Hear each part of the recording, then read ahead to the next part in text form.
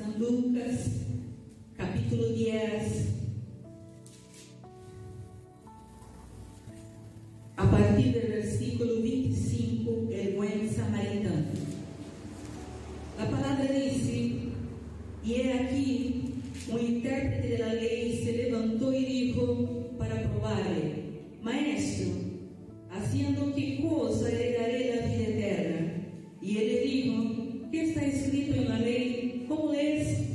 Aquel respondió, dijo: amarás al Señor tu Dios con tu corazón, con todo tu corazón, con toda tu alma, con todas tus fuerzas y con toda tu mente, y a tu prójimo como a ti mismo. Y le dijo: bien has respondido, haz esto y vivirás. Pero él, queriendo justificarse a sí mismo, dijo a Jesús: ¿y quién es mi prójimo?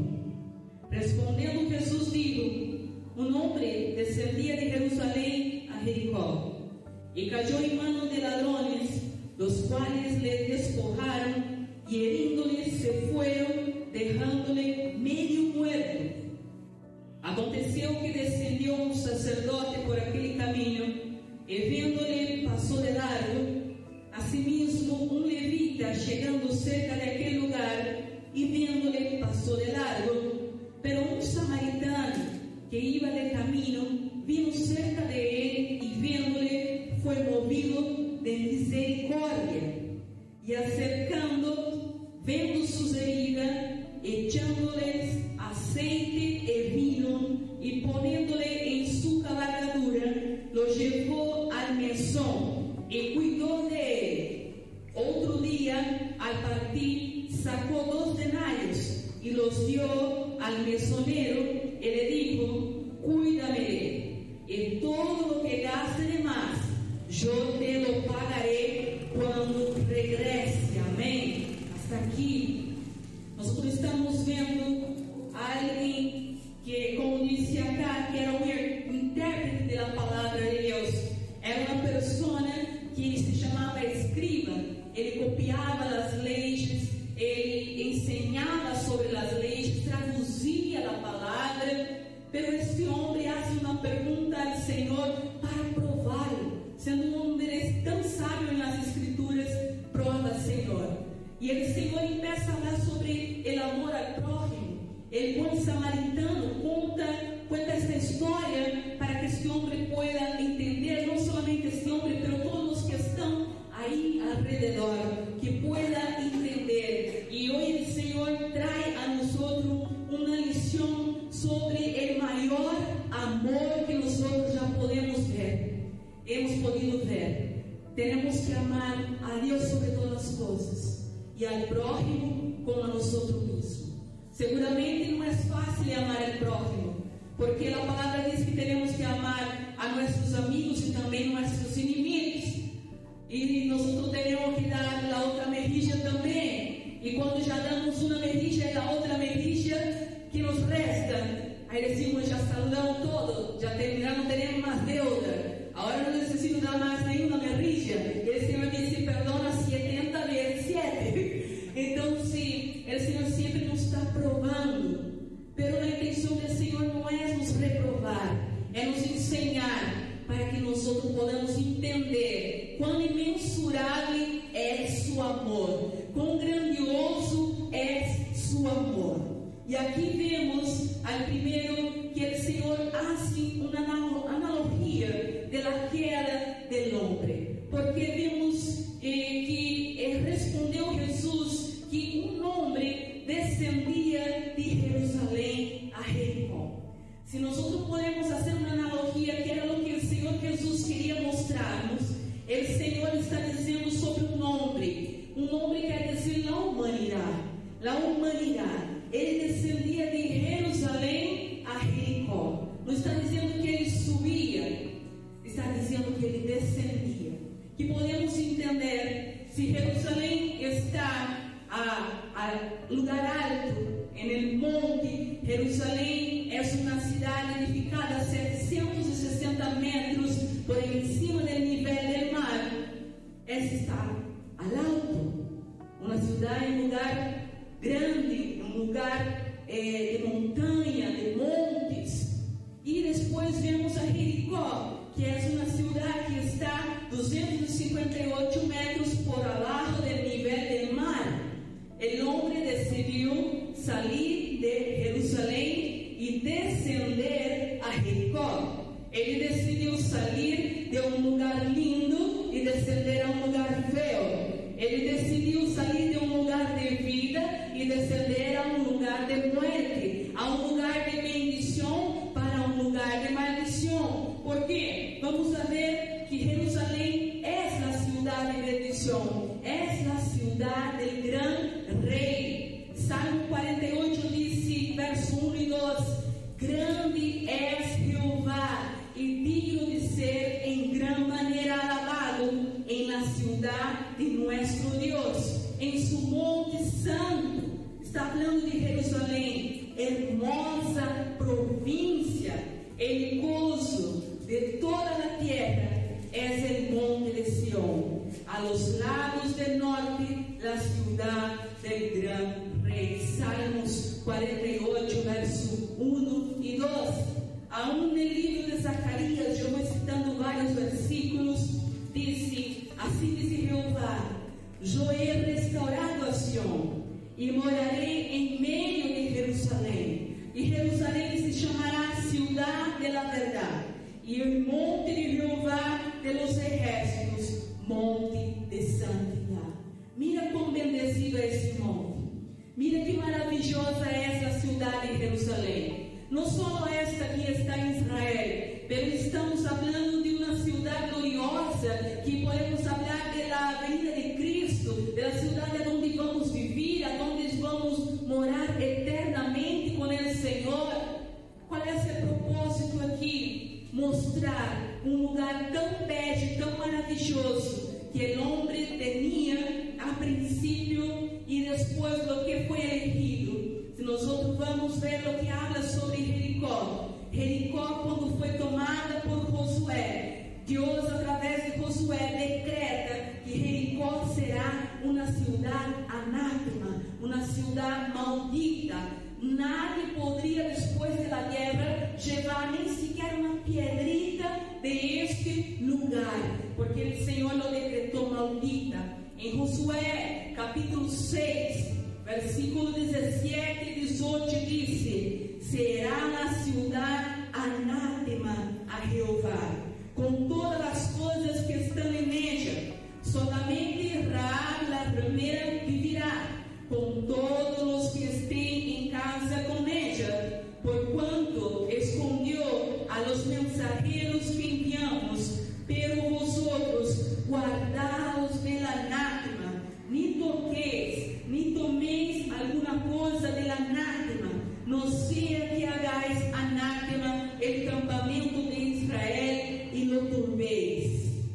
E disse que ele decretou que se alguém viniera a restituir esta cidade, iba a perder a cidade, iba a perder vidas, quem quisera restituir. Aquele tempo hizo Josué um juramento dizendo: maldito delante de Jeová el hombre que se levantare e reedificar esta cidade de Jericó, sobre su primogênito eche os cimentos de ella, e sobre su hijo menor asiente sus puertas. Josué 6 e 26.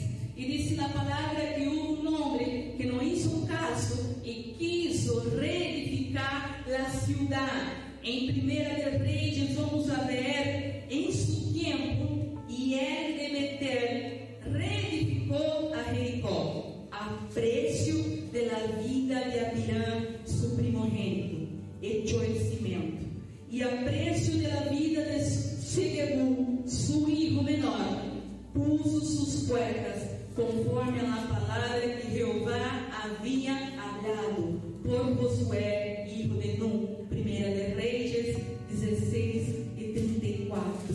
Então estamos vendo que o homem quer sair de um lugar de bendição para um lugar que já era juzgado por Deus como um lugar perdido, um lugar de maldição, um lugar de pecado, um lugar preparado para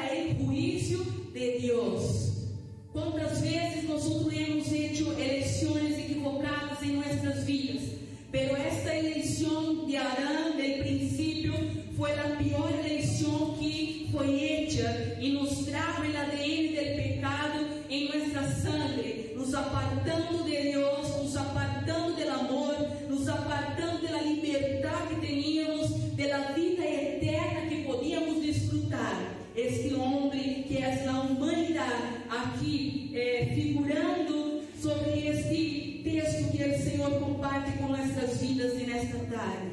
Jesús está relatando la queda de la humanidad, el declinio espiritual de la humanidad.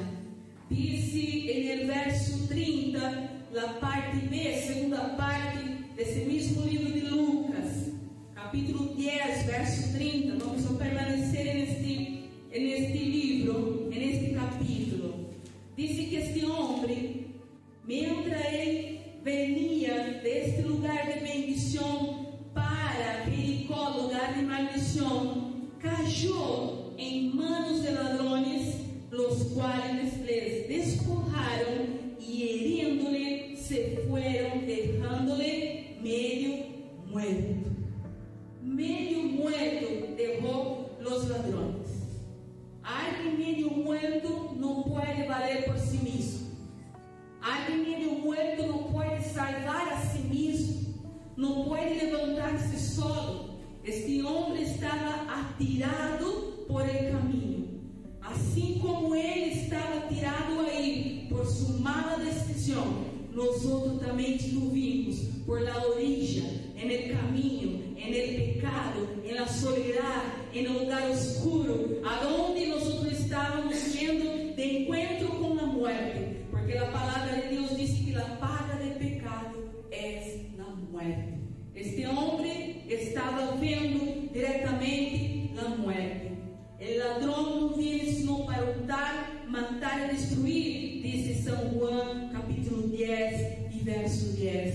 El ladrón es el diablo, es aquel que quiere quitar el bien que Dios ha hecho por nuestras vidas.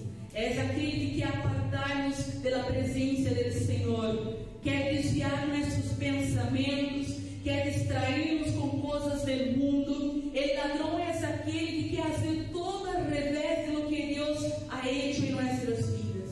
Y yo me recuerdo bastante que antes el diablo trabajaba de una forma más explícita en la vida de las personas. Y yo era niña, no sé si muchos acá es de la iglesia como yo desde niña, pero yo veía que el demonio se manifestaba en personas. Había personas que estaban poseídas y se manifestaba a veces en medio del culto y nosotros lo echábamos en el nombre de Jesús. Estas personas eran libertas, pero hoy el demonio está trabajando en silencio. Usted no ve mucha manifestación de él explícitamente, pero ele está trabajando en la mente, colocando duda, está trabajando en nuestro emocional, querendo fazer com que nós nos desanimemos para não chegar à casa de Deus. Está trabalhando na vida dos jovens com muitas coisas que está oferecendo diferente em las redes sociais, que é uma ventana aberta para dentro de nossa casa. Está trabalhando na divisão, em las famílias, em las parejas, matrimônios, em los hijos. Como dice a palavra de Deus, hijo contra padre, padre contra hijo. Então, se o inimigo está usando de uma forma distinta, que muitas vezes não percebemos, pero ele está querendo roubar, matar e destruir. Pero há um que vino para dar vida e vida com abundância. A palavra de Deus diz que este homem quedou aí meio muerto, incapaz de levantar-se. E seguindo en el verso 31, aconteceu que descendeu um sacerdote por aquele caminho e viendo-lhe passou de largo. Os sacerdotes, ellos eram mediadores entre os homens e Deus.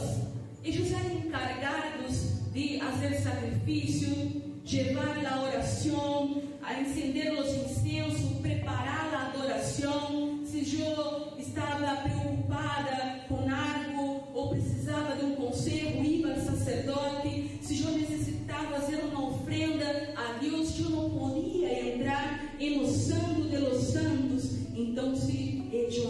por el sacerdote. El sacerdote foi instituído por Deus. Allí no livro de Êxodo vamos ver os primeiros sacerdotes que foram instituídos através de Moisés com a ordem de Deus. Arão e seus filhos foram preparados vestimentas para estes homens, para que pudessem representar o povo delante de Deus. Pero resulta que este homem estava meio muerto e vem um sacerdote constituído por Deus. Diz a palavra que ele passa de largo. Ele não ajuda este homem. Por que será que o sacerdote não pudo ajudar esse homem? Porque o sacerdote não tem a salvação. Ele não pode quitar o pecado. Ele não pode resgatar nossas vidas. Ele pode aconselhar, ele pode orar, ele pode nos ensinar como um pastor, mas ele não pode resgatar-nos do pecado. Então significa que o sacerdote não hizo nada, porque realmente não podia fazer nada por este homem. E a palavra diz que em seguida vem o levita. Asimismo, no verso 32, asimismo, um levita chegando cerca de aquele lugar e vendo-lhe passou de largo. O levita também era alguém que trabalhava dentro do templo. No tempo das leis foi constituído também levitas, pessoas que ajudavam os sacerdotes a preparar os sacrifícios, a ordenar o templo, a preparar os incensos, todas as coisas que se usava em meio do sacrifício. Os levitas ajudavam os sacerdotes a fazer. A partir do livro de Êxodo, Levítico e Números, vamos ver que Deus empieza a dar as leis, as tábuas das leis a Moisés, e todo que o povo agora vem a conhecer que é pecado, porque antes eles não sabiam, não havia um espejo, não havia uma regra. Esse povo havia saído do Egito, um país onde havia um desordem espiritual, onde haviam vários deuses, e agora eles aprendem através das leis que é esse pecado. A palavra de Deus é um espejo para nossas vidas. A partir do momento em que nós leemos as leis do Senhor, é que começamos a ver como estamos por adentro. Agora o povo começa a mirar nesse espejo que é a lei e pode saber de seus pecados. E os levitas são encarregados de ajudarem nesse meio, de ajudar os sacerdotes com o povo, assisti-los, cuidar do transporte, levar a arca, tudo isso. Mas por que este levita tampouco pudo ajudar a este homem que estava caído aí, a la origem? Porque tampouco eles, tampouco a lei poderia salvá-los. Sacrifícios teriam que ser hechos seguidamente. Cada vez que pecava, um sacrifício. Cada vez que pecava um animal sacrificado e não resolvia.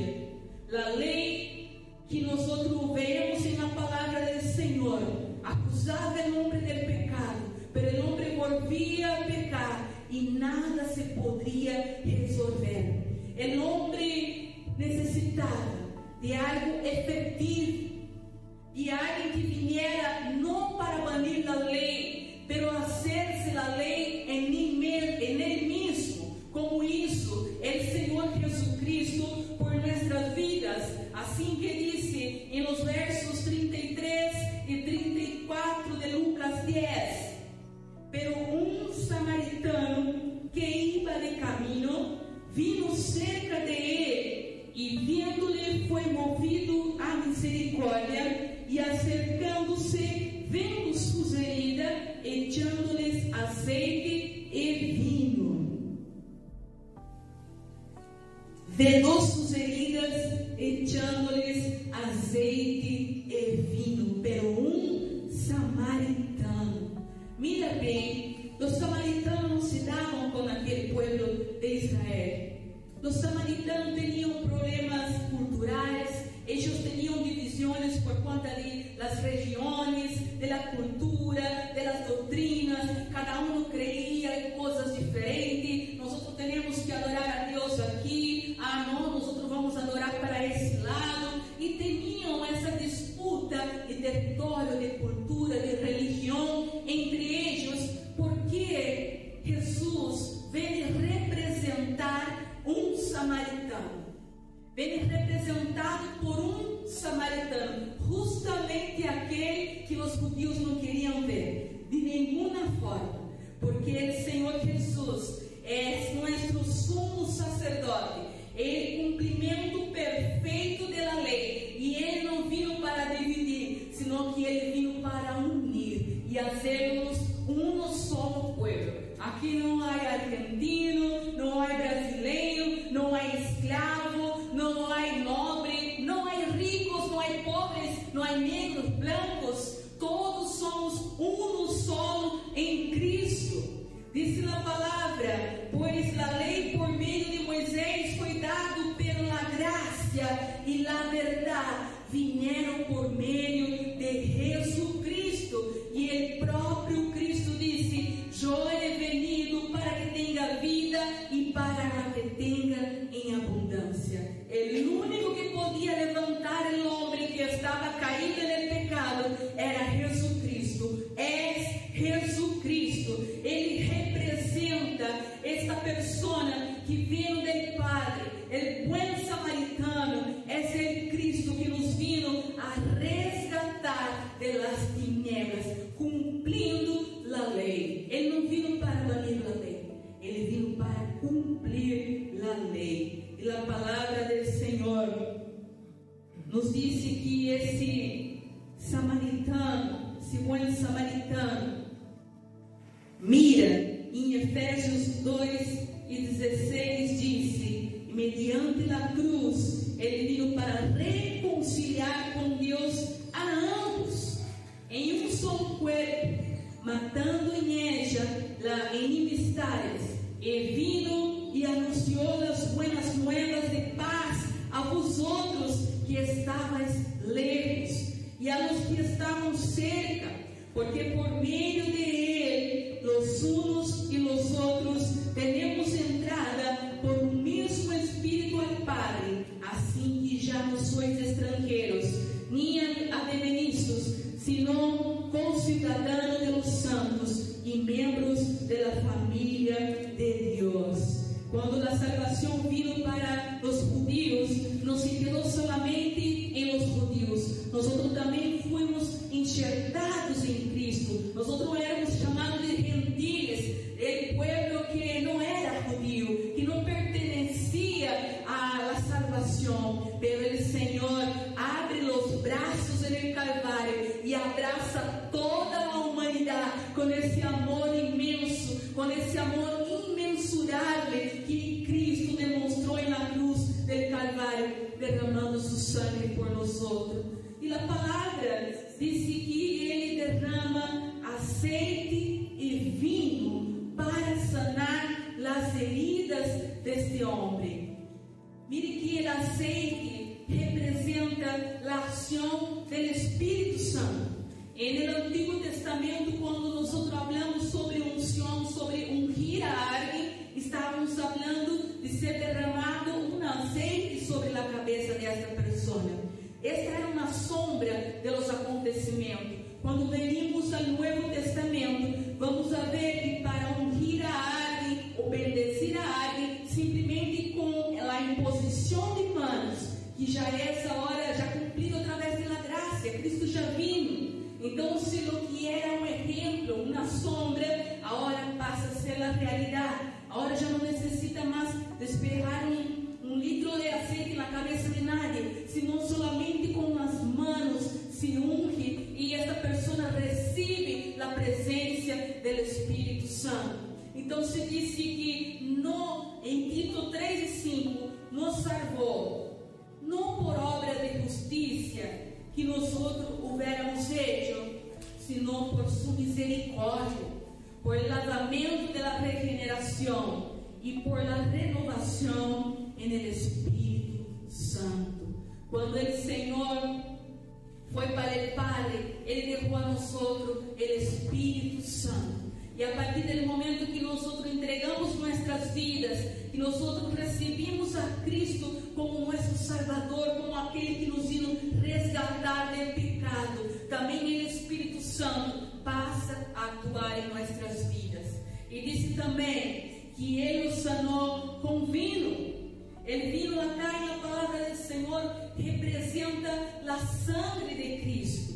Mateo 26, versos 27 y 28, dice: y tomando la copa, y habiendo dado gracia, les dio, diciendo: bebed de ella todos, porque esto es mi sangre del nuevo pacto, que por muchos es derramada para remisión de pecados. Então, se Jesus, aqui representando o vinho, pudo derramar su sangre para salvarnos, limpiarnos, purificarnos y sanarnos de nuestras heridas. La palabra de Dios en Isaías 53 dice que Él fue herido por nuestras heridas y con sus chagas nosotros fuimos sanados, fuimos curados. A través de la sangre de Cristo fuimos sanados.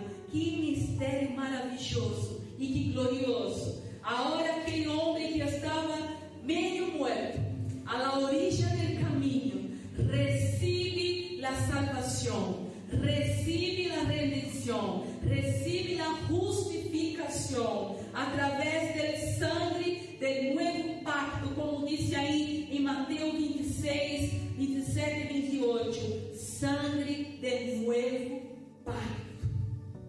Acorda-se que estavam fazendo sacrifício com animais.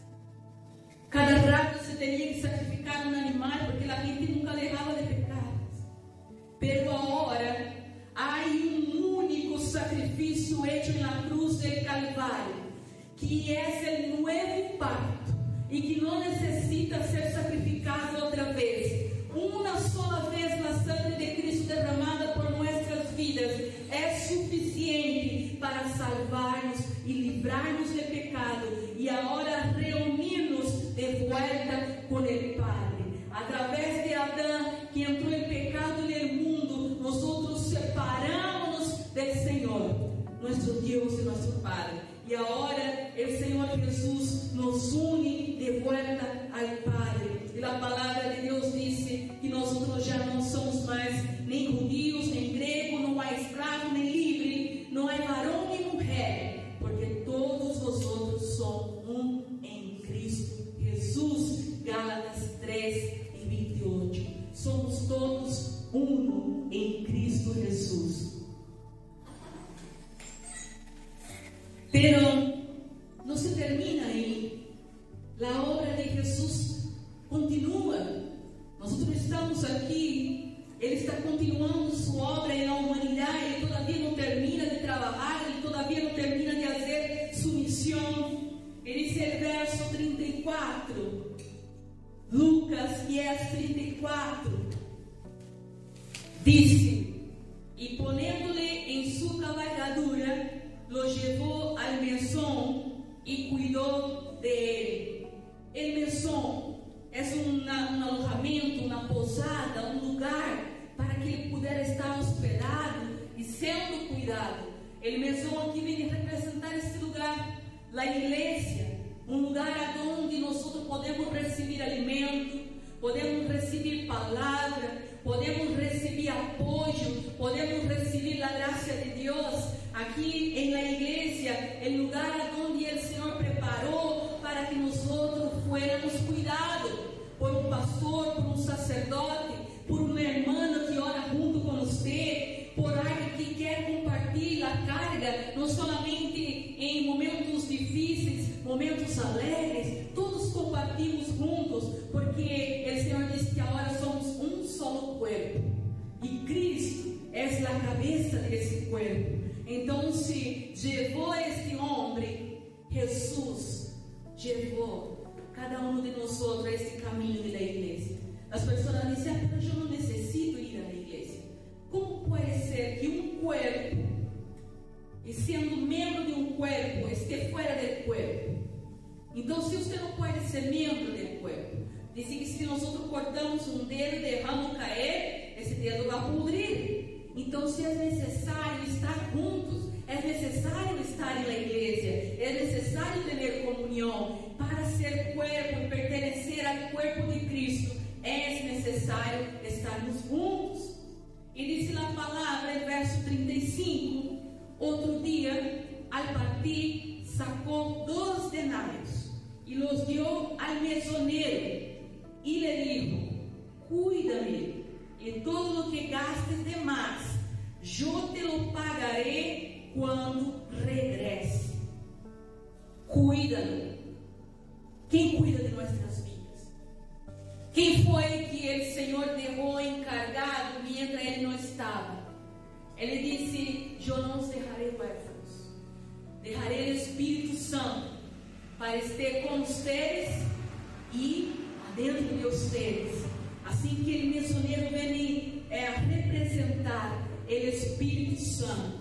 Romanos 8:26 disse: de igual maneira, o Espírito nos ajuda em nossa debilidade, pois que hemos de pedir como conviene, não o sabemos, pelo Espírito mesmo intercede por nós com gemidos indecíveis. Assim que o Espírito Santo quedou encargado de ajudar em nossas debilidades. Ele quedou encargado de interceder por nós outros. O Espírito Santo, em Romanos 8:14, disse que porque todos os que são guiados por el Espírito de Deus, estes são filhos de Deus. Assim que o Espírito Santo também guia a cada um de nós outros. Romanos 8:14. E que mais dijo o bom samaritano para o mesonero? Que mais ele dijo aí no final do verso 35? Ele dijo: eu te lo pagaré quando regrese. Assim que ele deu uma promessa, ele deixou dito: eu vou regressar. Eu vou regressar. O Senhor Jesus está dizendo: eu regressarei por os meus. Em João 14:3, Jesus disse: e se me fuera e os preparar lugar, vendré outra vez e os tomarei a mim mesmo, para que donde eu estou, vosotros também esteis. Em Hechos 1:11 disse: los quais também lhes dijeron: varones galileus, por que estáis mirando al cielo? Este mesmo Jesus que ha sido tomado de vosotros al cielo, assim vendrá como le habéis visto ir al cielo. Assim que estamos aguardando a venida, o regresso do bom samaritano. Estamos aguardando o regresso de nosso Senhor e Salvador. Ele disse: é aqui eu venho pronto, e me galardão comigo para recompensar a cada um segundo seja sua obra. Apocalipse 22:12. Então, se mais allá del amor al próximo, hoje podemos ver o bom samaritano representando a supremacia do amor de Deus hacia a humanidade. Quem não conhece o amor de Deus não pode amar, diz a palavra. Ele que não conhece o amor é porque não conhece a Deus. E hoje nós temos esse privilégio de conhecer a Deus. Por isso podemos amar a Ele com toda a nossa força, nosso pensamento, com toda a nossa alma, e amar ao próximo como a nós mesmos, porque este amor ha alcançado a cada um de nós através de Cristo Jesus em la cruz del Calvário. Assim que te invito a poner-se de pé. Vamos fazer uma oração. Queremos agradecer a Deus, porque se não fuera por Ele, hoje nós todavía estávamos à orilla del caminho, perdidos en el pecado, apartados del Senhor. pero Ele usou de tanta misericórdia quando nós não merecíamos, e estendeu suas mãos, nos alcançando, nos sanando, nos libertando, restaurando nossas vidas e fazendo-nos príncipes, assentados em lugares de regiões celestiais. Que privilégio nós outros temos de poder estar em estes lugares. Que lindo é poder também compartilhar esse amor aos demais. Senhor, te damos graças, porque seu amor é infinito e tu nos has provado através da cruz do Calvário. Hoje nos ha hablado através desta palavra, Senhor, o quanto tu nos amas. Nós não podemos medir seu amor nem de largo, nem de ancho, não podemos medir, Senhor, mas sabemos que tu eres aquele misericordioso que ha derramado a graça sobre nós em um lugar onde não podíamos levantar-nos, em um lugar onde não podíamos valer por nós mesmos, em um lugar onde não podíamos sobreviver, mas tu has tenido misericórdia de nós e nos has resgatado. Graças, Senhor, por esse amor. Graças, Senhor, por esta misericórdia. Que tu puedas seguir obrando em nossas vidas a cada dia. Que não venhamos a olvidar desse amor e que podamos